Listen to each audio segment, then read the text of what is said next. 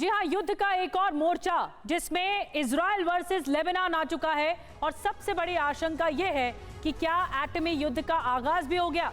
बड़ी खबर आपको बताएं, लेबनान से इजराइल पर भीषण हमले हो रहे हैं। लेबनान से इलाट पर रॉकेट अटैक हुआ है। आयरन डोम ने कई रॉकेट को मार गिराया है। तो इजराइल का जो आयरन डोम सिस्टम है, जो डिफेंस सिस्टम है, वो एक्टिव हो चुका है। इजराइल पर बड़ा हमला बार बार हो रहा है और इसका आयरन डोम लगातार डिफेंस कर रहा है।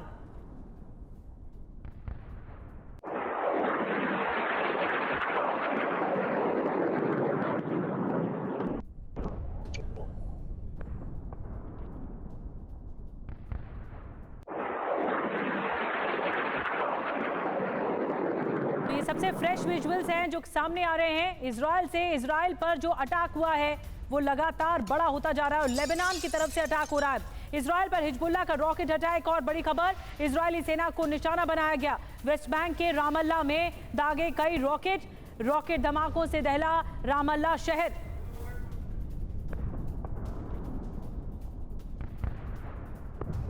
वेस्ट बैंक का शहर है रामल्ला, वहां पर अटैक किया गया है जो कि गाजा से कनेक्टेड है। और यही वेस्ट बैंक का इलाका जो कुछ समय पहले गाजा युद्ध की बड़ी वजह भी बना था। इजराइल वर्सेस गाजा सामने आया और अब इजराइल वर्सेस लेबनान सामने आ रहा है। इसी इलाके पर अटैक किया गया है। और एक और बड़ी खबर आपको बता दें, लेबनान को इजराइल की बड़ी धमकी भी सामने आ गई है। जीए पावर प्लांट पर उड़ाने की धमकी दी गई है। लेबनान ने पावर प्लांट की सुरक्षा बढ़ा दी है। 2006 में भी पावर प्लांट पर अटैक हुआ था।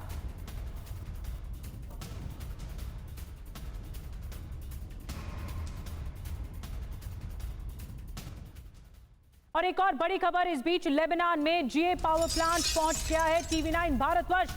पावर प्लांट से टीवी9 की ग्राउंड रिपोर्ट। इजराइल की धमकी के बाद प्लांट की बढ़ी सुरक्षा।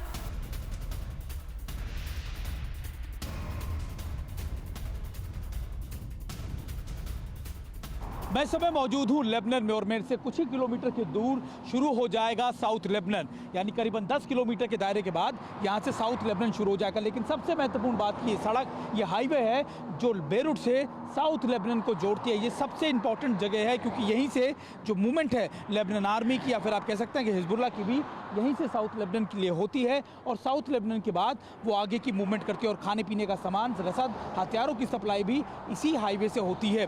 और अभी जैसे जैसे मैं आगे पहुंच रहा हूं, कुछ महत्वपूर्ण चीज़ें हैं जो लगातार मैं आपको दिखाने की कोशिश करता हूं। सबसे इंपॉर्टेंट है ये, जी हाँ, रोड के इस हाईवे के जस्ट दूसरी तरफ है जिया पावर प्लांट। ये वो पावर प्लांट है, ये वो ऑयल डिपो है जो इस समय इजराइल की हिट लिस्ट में सबसे ऊपर है।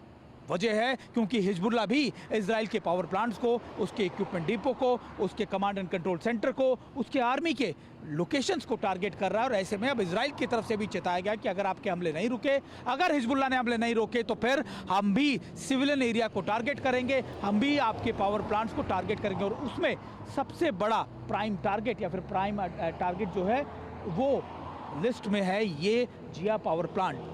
कहते हैं कि 1/3 से ज़्यादा जो इलेक्ट्रिसिटी है या जो लेबनान को, वो यहीं से आती है। पूरे साउथ लेबनान को जो सप्लाई है वो यहीं से दी जाती है। और ख़ास बात यह कि ये पावर प्लांट होने के साथ साथ ये ऑयल डिपो भी है। 2006 में भी इजराइल ने यहीं पर टारगेट किया था। और अभी क्योंकि कहा यह जा रहा है कि अगर पावर प्लांट टारगेट हो गए तो फिर एक ही सोर्स बचेगा इलेक्ट्रिसिटी का, या फिर वहाँ के लोगों को रोकने के लिए, सामान के लिए, वो होगा जनरेटर को ऑपरेट करना। और जनरेटर को ऑपरेट करने के लिए भी ऑयल की ज़रूरत पड़ेगी। और ऑयल की मूवमेंट इसी हाईवे से, इन्हीं टैंकरों की मदद से, इसी ऑयल डिपो की मदद से की जाएगी। तो ऐसे में अब इजराइल की लगातार चेतावनी के बाद यहाँ की सुरक्षा, यहाँ की चीज़ें भी मुस्तैद कर दी गई हैं। 2006 के बाद एक बार फिर माना ही जा रहा है कि इजराइल का प्राइम टारगेट यही लोकेशन होगी, क्योंकि इजराइल ये जानता है कि अगर उसको हिजबुल्लाह को रोकना है तो उसकी रसद, उसकी मदद उसको रोकनी पड़ेगी।